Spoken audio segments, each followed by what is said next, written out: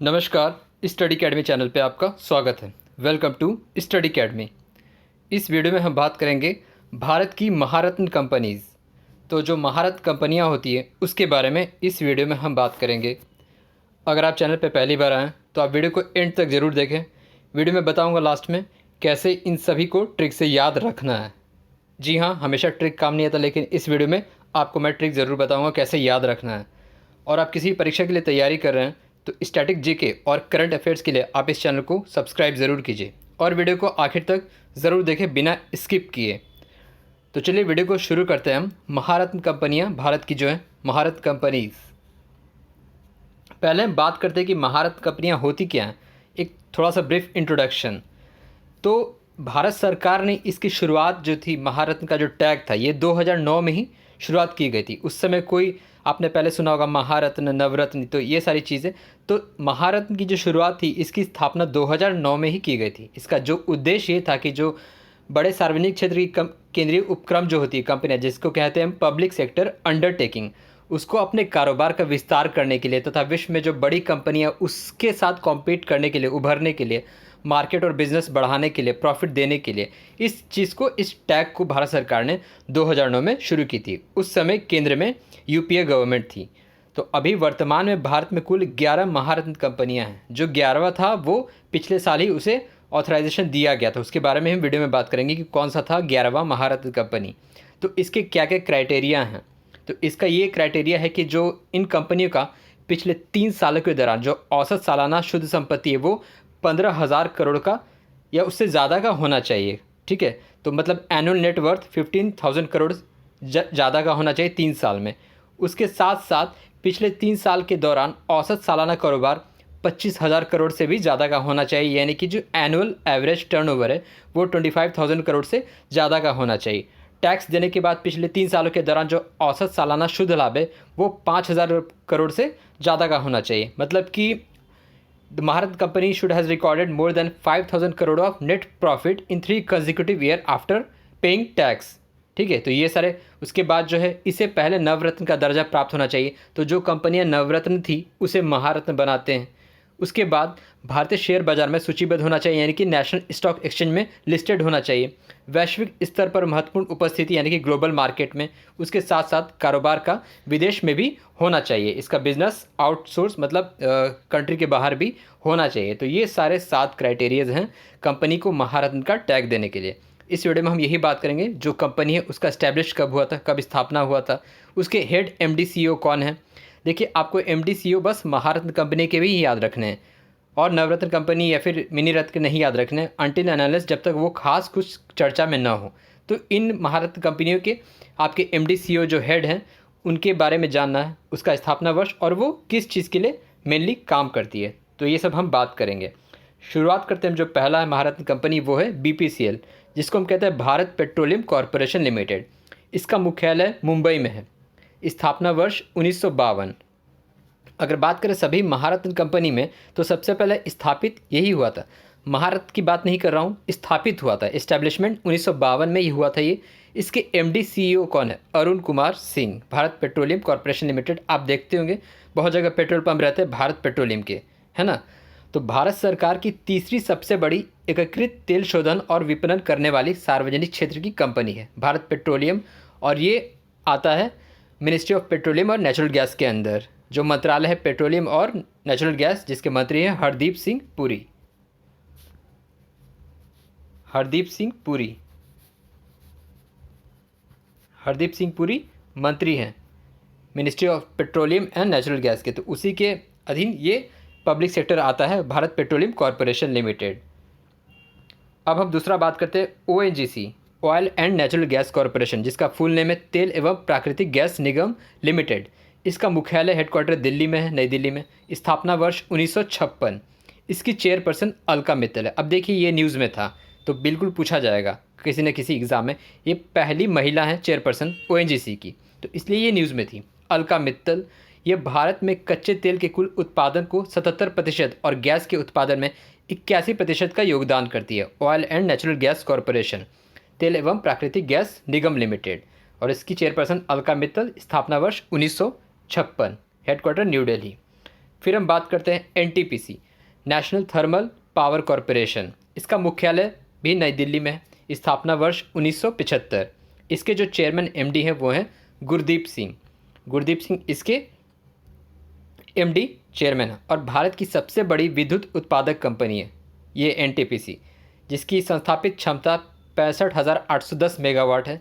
इसकी योजना वर्ष 2032 तक भारत में 130 गीगावाट क्षमता वाली कंपनी बनने की है। तो ये इसका अभी जो प्रेजेंट में गोल है एनटीपीसी का। तो स्थापना वर्ष 1975, नई दिल्ली मुख्यालय और गुरदीप सिंह चेयरमैन एमडी है इसके। अगला है GAIL, gas authority of India limited. इसका मुख्यालय नई दिल्ली में है। स्थापना वर्ष 1984 और इसके जो सीईओ है वो है मनोज जैन। तो गेल जो है लिमिटेड, गेल लिमिटेड भारत की अग्रणी प्राकृतिक गैस कंपनी है। जो भी गैस पाइपलाइन है, जो सभी जगह गैस लॉन्गेस्ट गैस पाइपलाइन बिछती है वो गेल उसको गेल ही करवाती है, gas authority of India limited. और देश के सभी भागों में फैले लगभग 13,340 किलोमीटर जो सबसे लंबा प्राकृतिक गैस पाइपलाइन नेटवर्क है उसका भी स्वामित्व और प्रचालन करता है कौन? GAIL, gas authority of India limited. तो इसके सीईओ मनोज जैन है। 1984 में स्थापित की गई थी, हेडक्वार्टर न्यू दिल्ली में। अगला है कोल इंडिया लिमिटेड। कोल इंडिया जिसका मुख्यालय कोलकाता में है।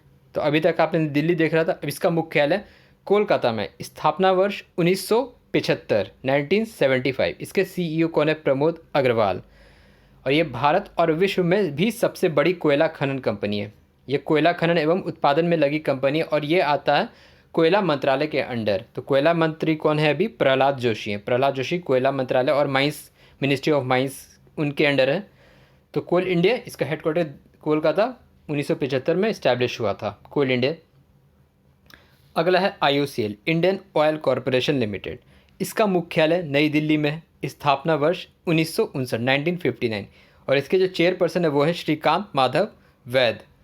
तो सबसे बड़ी एकीकृत तेल शोधन और विपणन करने वाली सार्वजनिक क्षेत्र की कंपनी है। भारत में इसका पेट्रोलियम उत्पादों के विपणन में कुल हिस्सा 47% है और तेल शोधन में 40% है। ये इंपॉर्टेंट पॉइंट है इसके बारे में। तो इंडियन ऑयल, आईओसीएल आप देखते होंगे पेट्रोल पंप, इंडियन ऑयल और जो गैस एजेंसीज होती है। इंडियन ऑयल इसका हेडक्वार्टर नई दिल्ली, स्थापित वर्ष 1959। अगला है SAIL, steel authority of India limited. इसका मुख्यालय नई दिल्ली में, न्यू दिल्ली। स्थापना वर्ष 1973। इसकी सीईओ सोमा मंडल है, ये भी चर्चा में थी। सोमा मंडल सेल की जो चेयरमैन इसी साल बनी है। तो सेल भारत की सार्वजनिक इस्पात उत्पादन करने वाली कंपनी है, स्टील पैदा करने वाली। ये पूर्णतः एकीकृत लोहे और इस्पात का सामान तैयार करती है सेल। तो रेलवे में जो स्पेशली भारत रेलवे को जो आयरन स्टील प्रोवाइड कराता है वो सबसे ज़्यादा यही कंपनी कराती है, पब्लिक सेक्टर अंडरटेकिंग्स जो सेल है। तो जो भिलाई और ये जो भी 5 स्टील प्लांट्स है देश में, भिलाई, राउरकेला, दुर्गापुर, बोकारो और बुंडपुर आसनसोल के पास, ये सभी इसको ऑपरेट करती है। और जो 3 स्पेशल स्टील प्लांट है सलेम, दुर्गापुर और भद्रावती, इसको भी सेल के अंतर्गत आती है। Steel authority of India limited, नई दिल्ली और स्थापना वर्ष 1973। सीईओ सोमा मंडल, महिला हैं ये। अगला है HPCL, Hindustan petroleum corporation limited. मुख्यालय मुंबई में, स्थापना वर्ष 1974।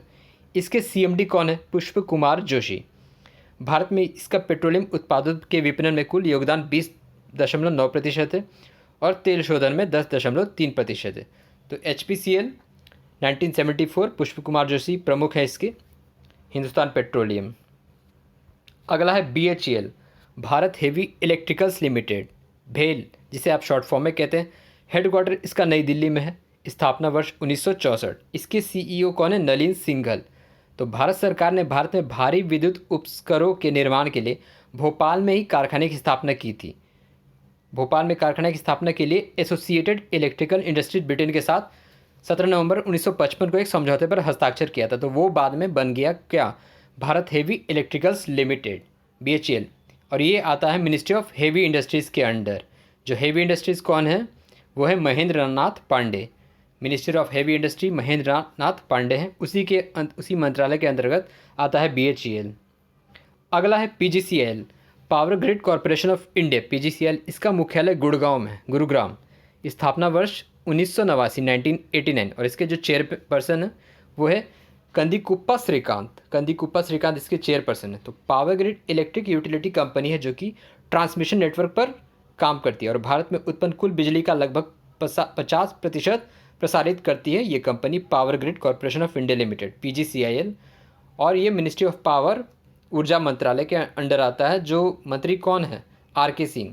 मिनिस्टर ऑफ पावर कौन है? RK सिंह। आखिरी है जो अभी वीडियो को अंत तक देखिएगा, वीडियो अभी ख़त्म नहीं हो रहा।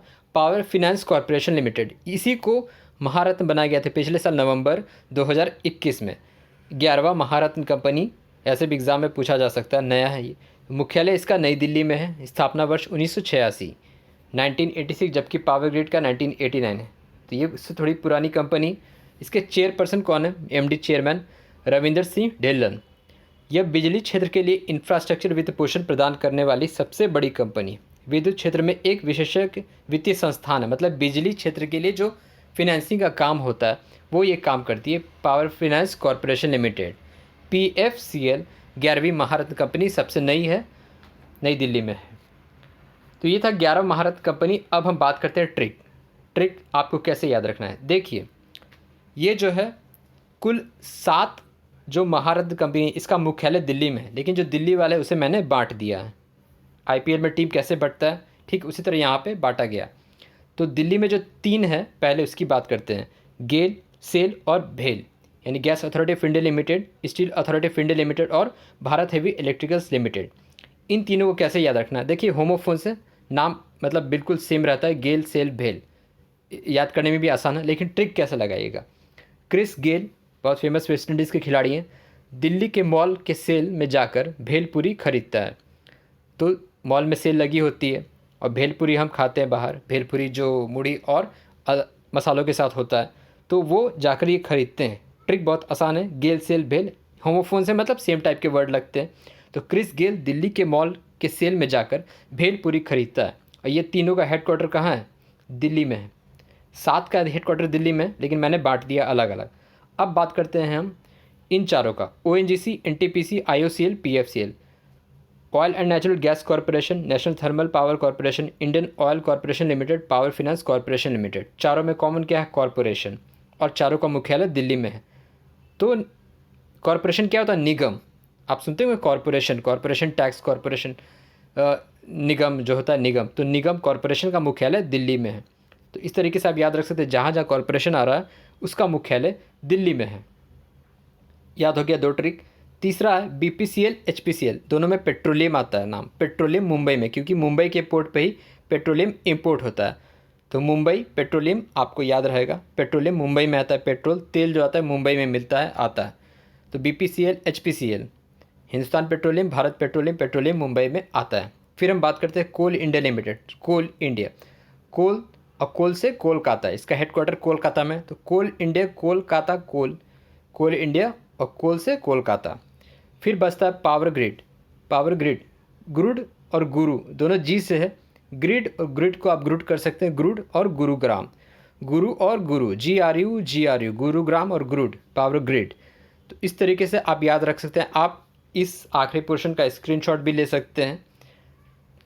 ये आपको ट्रिक बहुत ही हेल्प करेगा याद रखने में, कोई दिक्कत नहीं होगी। तो ये था भारत के 11 महारत्न कंपनियों पे बना वीडियो। और आप बाकी की वीडियो ज़रूर देखिए। वीडियो देखने के लिए बहुत बहुत धन्यवाद।